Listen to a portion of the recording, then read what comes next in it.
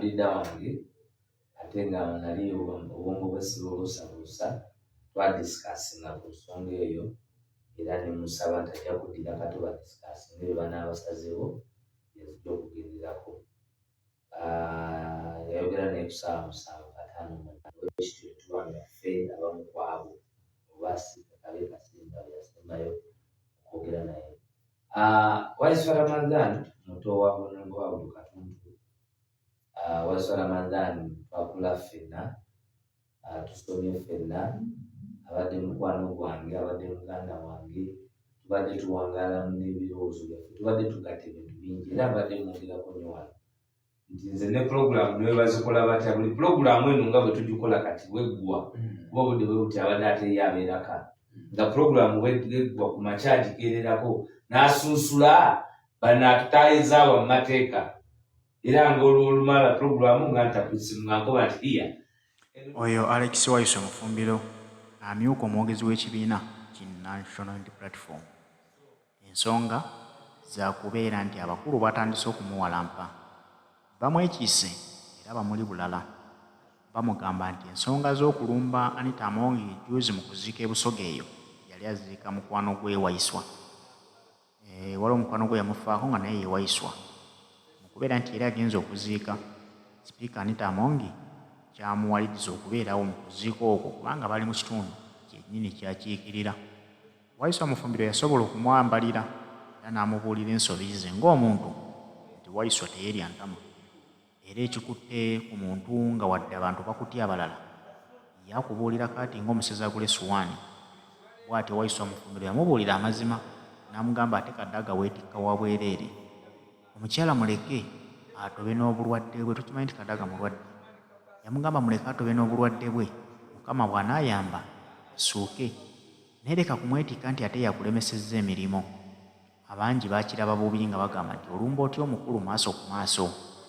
Ye Wayiso kyagamba nti ayogera ebigambo ku magezi ge so tebimutuma butumwa oba kumuteekebwamu omuntu mulala nti gundi munnumbire omuŋŋambire kino. Agamba nti abatandise okumutiisatiisa mwetegefu okuba eŋŋanga era bajje nga beesibye ebbiri kubanga naye si mutene. Ensonga zino zikutte wansi ne waggulu ng'ate oluvannyuma gye buvuddeko bakalumba mutoowe Kato ne baagala okumukolako obulabe. Agamba nti okulumba Kato si Kato gwe baalumba wabula Wayiso yennyini gwe baalumba. Naye abaalumba abasonyiye n'agamba ye tabalinaako obuzibu kuba baali batume wabula eyabatuma mweteefuteefu okufaafaagana naye. Atuwulire emboozi za Wayiso Mufumbiro. Naye nga sinagikuteerako okujjukiza Haji Ssettuba omusomi w'edduwa. Haji Ssettuba ye musajja asomedde abangi edduwa ze ate ne zibakolera ebyamakulu ne zibaviiramu eby'omugaso. Ate ne basomedde edduwa ze ekyamazima ne bajja ne bawa obujulizi nga bakkiriza nti edduwa za Haji Ssettuba wamma zikola. Bwe tanasomera ku dduwa naawe mweyune katikati akusomereko ku dduwa.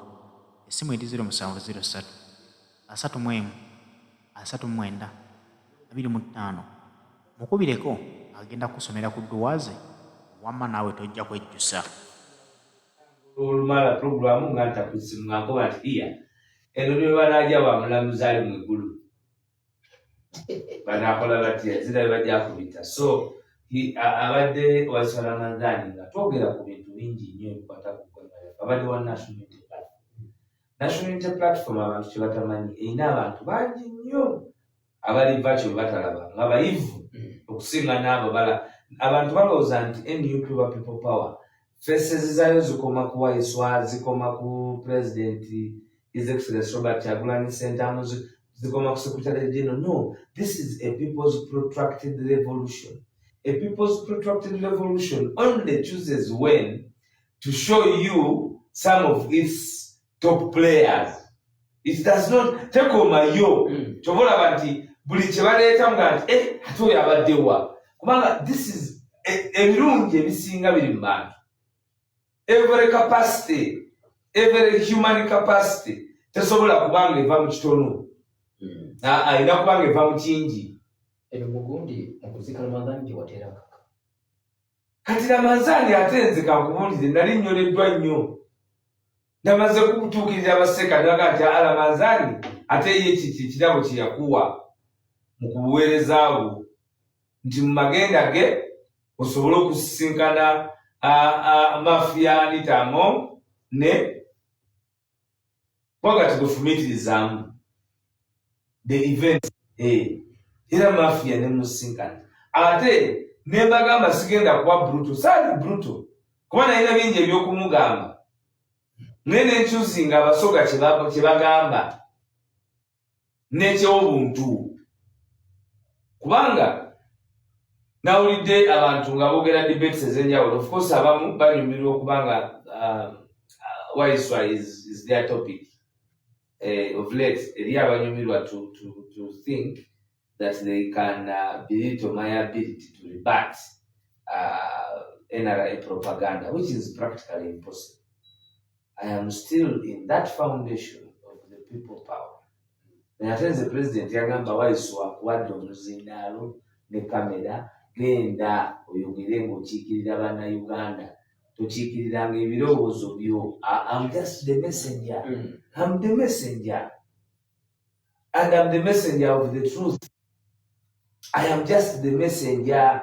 Menali awo tibakuba bwala kubwatuka kuwaawo imetumawulira bwala nandulu ninze nabakuba nali mbasaswire yega yagaba 10 mpereta yagaba kimpereta nabuti akaspendinga abantu hopelessly abantu bebuuza nti Waiswa obuvumu wabujjawo bwanga omuntu nga bwalya ate nze naye kakati kankubuuze gwe omanyi nze mpangana ne president kati gwenza kuŋŋamba ki nze mpangana ne president Kayungu segere ne president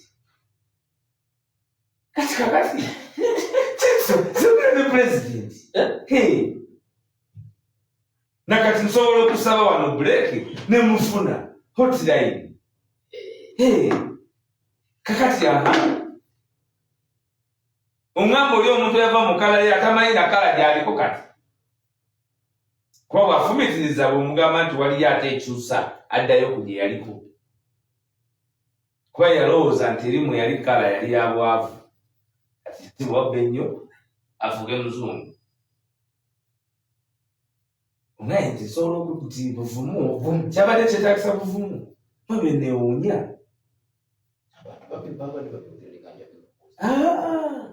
that is my nze soogera bibengedde byange nze bulijjo siga nti nze kawdagana mutwala ku kooti I took her to court kubanga sikanya naye ku nsonga ezimu ng'omuntu naye namala ne understandinga position ye kubanga ku Nebanda bamutuuza kini kya bulinzi bamutuuza ku high command ne bamugamba nti kakati genda oddemu otuuze parliament Museveni yagamba over his dead body Kadaga yali alemezaamu. Secondly, fair ensonga lwaki tukugamba nti two wrongs are not right. Obwa speaker mwabutwala kati ate tugenda mu backyard ye n'omubogolera nga tomuwayiriza ate ensonga gye twogerako ya accountability musolo era namugamba nze kachira ino namugamba nti mugubule sente mubbe sente zammwe munyagulule banyagulule eggwanga kakati bwe tutogera ku ebyo era ne bagamba baba MP bali wali bafuddewo wali nti walinga waliwo Yesu gwe tetusobola kukikkiriza nti balina enguudo ensonga eri enguudo ne General Museveni bwe yagenda ye Busoga yagamba nti mbadde simanyi nti enguudo muzira kati ate abasoga bennyini abalina okuba mulemu abatematema emamba ya Uganda ente buli omu alitwala ku paati bo baliko bati ffe nime tutatwala mutuwe bugere tuwutesu. Yes, toyinza kubeera wali muntu gwe mugamba nti beba appropriatinga budget nga muli mu kusonda sente za masigidi ne mukabirira omuzikiti nga gwe temugulina ate mu abakulembeze kubanga babasiraamu bakoze ekituufu kye batalina bakyogedde era bawagira kubanga wakutuddewo 10 oli bwe twamubbe tumuyingiza mu ttaka n'anoonya ne weebuuza nti anita atalimusu asobola ki ekyo kimuwa nga alina kapasite nga omuntu omu ogaba miliyoni 10 apoliza miliyoni 10 gy'emitwalo 3 ne bwaba Obama nga yanaazigawa. Waliwo story ku Joe Joe Biden ye president wa America kati naye yali yeetaaga emitwalo ndowooza 6 okujjanjaba omwana we obulwadde obwa kookolo. Sente ezo oba yalina kutunda nyumba ye oba yazinoonya mu fundraising. Naye wano omuntu omu yayinuse buyimusi olw'okuba ayagala okusaanikira Waiswa byamugambye ebituufu.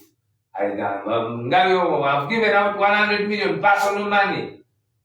No, oba otyanga oli namba 3 wa ggwanga nga tuli organized na mu speech nga n'ebyogenda okwogera tosobola kusengejja. Okay, muve ku bigambo bye nayogedde mumutunuulire conduct character ey'omuntu akwatidde eggwanga akutte third institution y'eggwanga lino mu checks and balances. Look at the character, look at the conduct of this person who is holding office of the third arm of government in terms of the doctrine of separation of power. This must be where all of us who claim that we are elites must take real scrutiny at whether this person befits to be in that office. Her character in Job Awadi, her character in the money persona, her character in her conduct at that place was all appalling. It was uncouth, it was uncharacteristic. Yasulide district card, yamusulide $1,500,000. Kumusulira. Lwakuba sente zitumalamu district tabala district ndoza regional card. Regional card.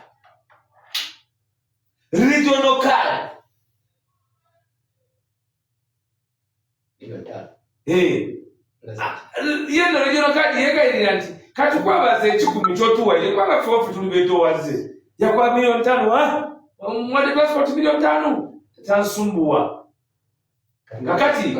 kakati fetuli unapologetic kubuvunaanyizibwa obw'okwogera amazima. Okay, we are very unapologetic on that. Era awo tetugenda kukondesendinga wantu wonna kwekyo. Manyi nti eri abalowooza nti basobola okubreakinga our stance naye ffe ndirawo naseka nakoba nti owayangani baino obagaine yamagombe gali bali awo abeegomba kubanga kakati naye ate munnange nga tugenda mu bulango.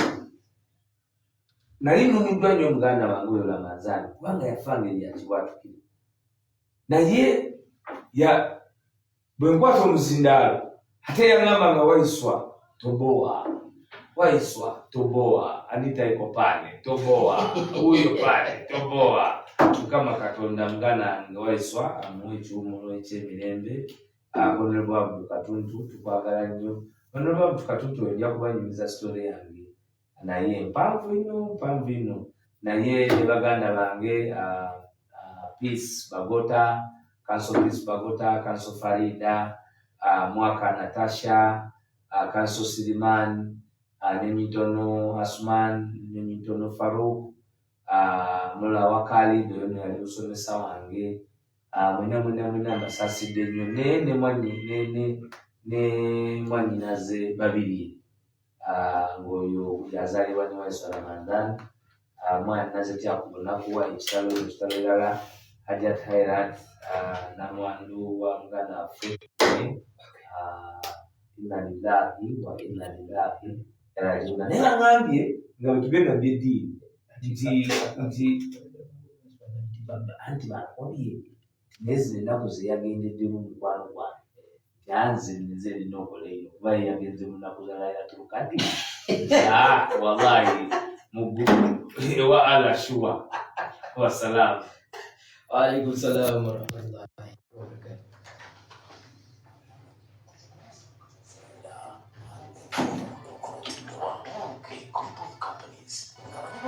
Chomel, omutuba, musujja, magulu, mugongo, obutuwulira bulungi. Oli mulwadde, oba olina obulwadde. Mwetegereza Chomel, gyongera abasirikale b'omubiri. A good time nga amaze amateeka to better be ready to stand alone. Nti obanga ogenda kuyimirirawo ku mazima, oyimiriranga bw'omu, oyimiriranga kuki? Naye ate gano nga galiko n'abantu bannannyinigo nga toli wekka. Lwaki oli alowooza nti gagenda tukalubiriza okuyimirirako? amaloboozi gabadde gatandise okutambula nga beebuuza lwaki Waiswa alwanirira Kadaga ate Kadaga yewa communism nti yalemesezaawo Museveni. Nze sibalirira Kadaga. Ninamugamba ekituufu, ffe tuli people power. Ate ffe tuli bantu. Tosobola genda mu backyard ya muntu. Ensonga ze nalaba awo gwenze nkubuuziza bali abaali awo tebafiiringa represented. Siri apologetic to that. Ekyokubiri, ffe we are activists for equality, for freedom. Chovola olaba tukenda kumacha ntugamba nti papa bamutwale mu koti bamuwozese. Nti Jamiru mukulu bamutwale mu koti bamuwozese. Fete tuli ba pessimists ba nsonga. Fetugaba hope. Nze natwala Kadaga mu koti. Abo tewagayinza na kunsukulinga ku Kadaga. Nze namutwala mu koti. Nze namugambako. Ngera bwe nagambyeko Anita, Kadaga namugambako.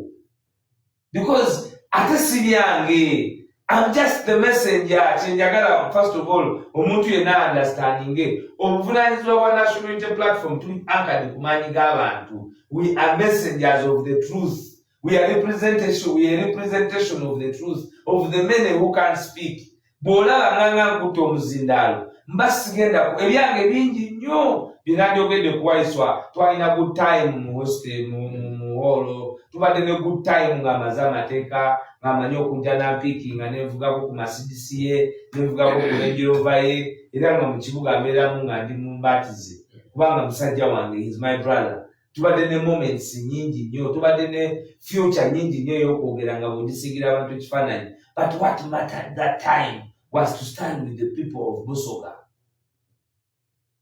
Okay? Yes. The people of Uganda. Era message yabadde well received. Yabadde well appreciated. Kyova olaba nti noli gwe twagiweereza paka nakati tanava mu myufu. Kuba yamuna nambona yamira amatanta yakola atya, yevulunga yakola atya yenga mukobera nakola atya. Kubanga kukakuli gwolooza omuzindaalo gufuna nti. Nti wali baatukanga baagala nnyo njogere. No. Katonda aba n'ensonga ku buli kintu. Era nzisa kyenjagala okukakasa ekyokubiri. Tewaliyo muntu yenna njagadde nkigamba abantu alowooza nti agenda kutisatiisa Alex Waiswa. Don't dare be anywhere and think that you will intimidate me. Don't even go to awo n'olowooza nti kati you're going to intimidate me. Okay? You will not intimidate me. You will not intimidate me. I am not Uliviza, and I'm very, very, very, very assertive of this. I am not the type of person you will intimidate. I'm not intimidatable. And if you want me, come for me. Don't come for my brother. Don't come for my children. Don't come for my wife. Don't come for my family. Come for me if you are a man. So don't think that you're going to take any act of intimidation to me. Tewaliyo muntu yenna gwoba weewulira nti wagazi w'ekifuba. Man, stand up and come for me. Don't come for my brother, man. Be a man. Kyola bali njagala kubuuza nti abazigu Kato be yagwamu Babasonyiye. bali bamanyi bafunye Era banfuna. Nze sikitwala nti tebanfuna. Naye baali bakongozi ba Mandwa, tetuyinza kuvunaana bakongozi. Bwe baali batuteekateeka baatugamba kusanga Mandwa. So we give no damn about bakongozi. So we Mandwa manya. And don't still intimidatable. I'm not that type. You want me on the street? Really, you want me on the street? Kayongo. Kagamba ko kwogedde mu lulimi njagala okantere mu Buganda. Kayongo ffe tulwana na Museveni. So tewabaawo omuntu ye 9999 alowooza nti ye ayinza okubeera above ne kyetulwana nakyo. Ffe tuli clear ku kyetulwana nakyo. Era yenna ayagala okulwanagana ne Natemalira tujja kumutomera. So gwe tobeera eyo n'olowooza n'okuba ekifuba n'olowooza oba oneetaaga nze wendi kino twakisayininga for death.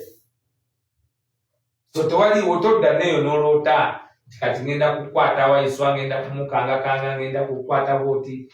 Bwe oba weewulira nga weetegese jangu onsange nze wendi, nze Alex Waiswa Mufumbiro. I will not eat my words. Nja kubikugamba emisana baakeraga ku makya ne bagamba abo tye bibogere emisana bibogere ekiro. Abo ntye bazirya ekiro simanyi ne bazikola batya. Kati tubasanga ne tulibagamba nti gwe lwaki ekyo kyemukwatamu ekyebusoga lwaki temukwata mu kiri tinamugamba nti agubula sente okugubula okwiri kunabulula.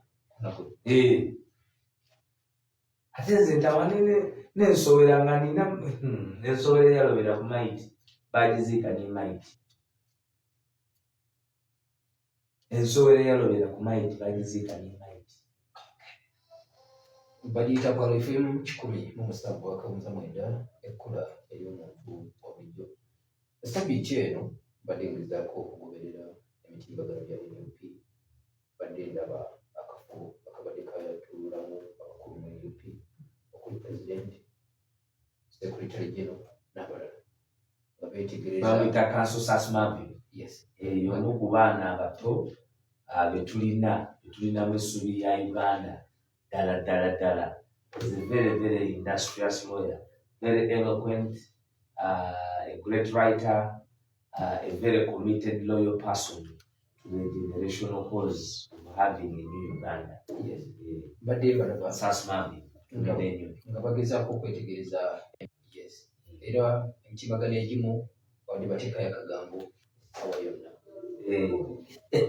So njagala Alex Waiswa Mufumbiro gwe amyuka omwogezi w'ekibiina kya Yes, sir. enteekateeka z'okuddamu okutalaga ebitundu by'eggwanga ebyenjawulo zigibwako gy'akabu. Enteekateeka za okutalaga eggwanga ziri mu stages ez'okwebuuza ku ba stakeholders ab'enjawulo okwetegereza butya ate bwetuyinza okutambula Uganda netugibukaala nga tutambuza message empya President gye yafunye mu kwolesebwa kwetulowooza nti egenda kuba yamugaso nnyo otya Uganda ey'omaaso erina okufaanana etya bwe tuyinza okweteekateeka bannayuganda mu lutabaalo okuwangula obusobozi bw'emmundu. Bannayuganda njagala otegeere gwe yawuliriza Apal FM nti obusobozi n'amaanyi g'ebyamaanyi g'abantu muze muwangula ku lawundi zonna. Kyobalaba nti Nakyemaliga yakyusizza envugo. Yali agezezaako okuleeta projekiti nti mujje babeerenga n'abantu babaguze nti balina abantu bababbire mu kalulu mutabani wakwata Entebbe. Tubagamba hiyo projekiti imekwama, hiyo projekiti imezimia.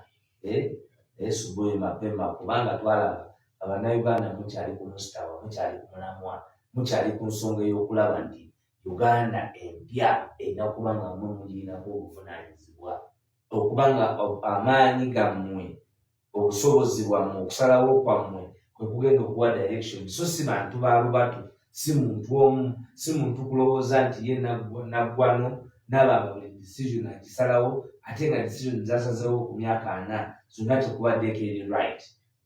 So fe obuvunaanyizibwa bwaffe era olumu obasanga nga bagamba naye kati mwe mugenda kukola kino. For us, we are delivering the country back to its people.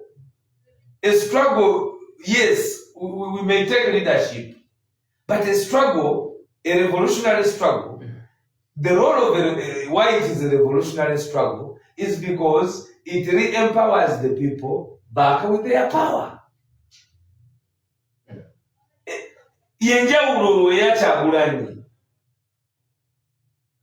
kubanga ye takijjamu ng'omukugu akijjamu olw'amaanyi g'abantu ne vision nti ashowinze up where there is space for leadership, because Uganda yali esobola okudeterioratinga mu train of terror.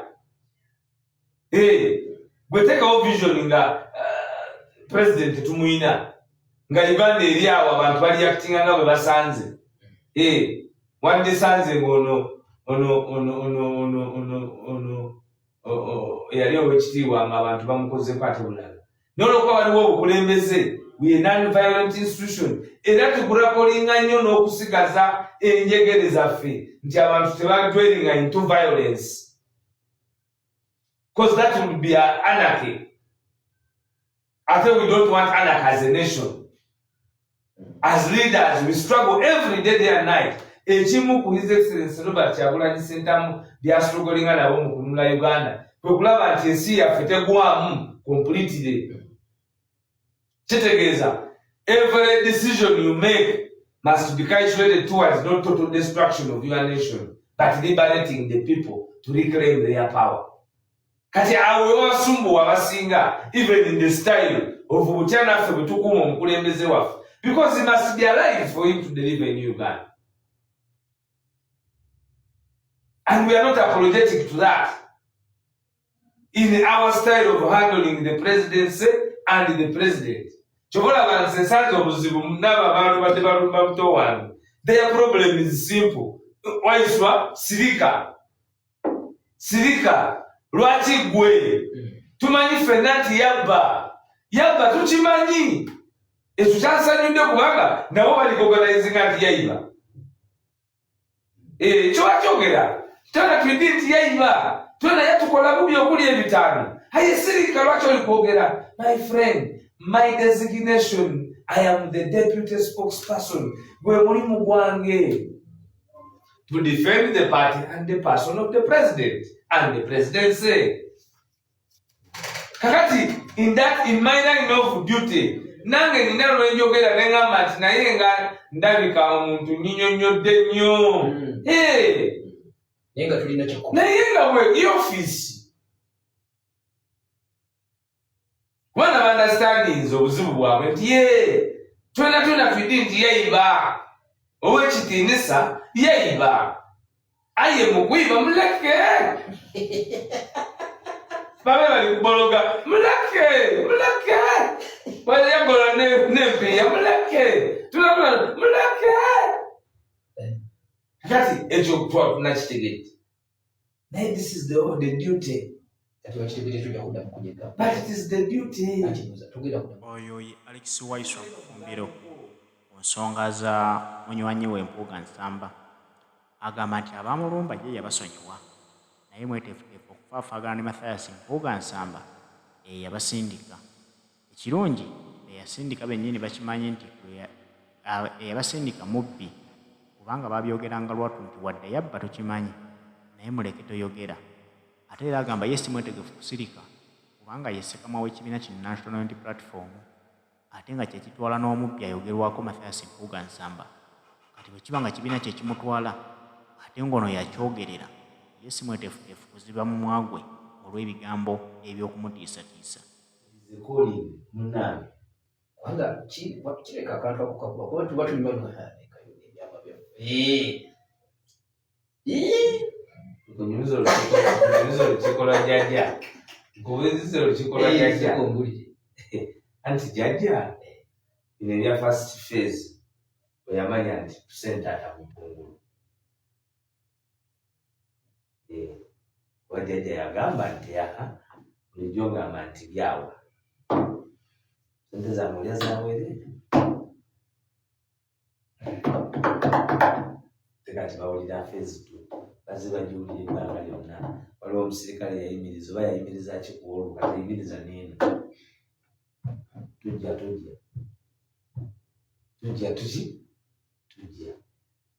maapu yetegerezeddwa tumaze okwekenneenya ebifo tumaze okubitunulira ate ye president Uganda emulimu 5 agimanyi kati ayitemu mu bantu be bantu bamwinako ennyonta ey'amaanyi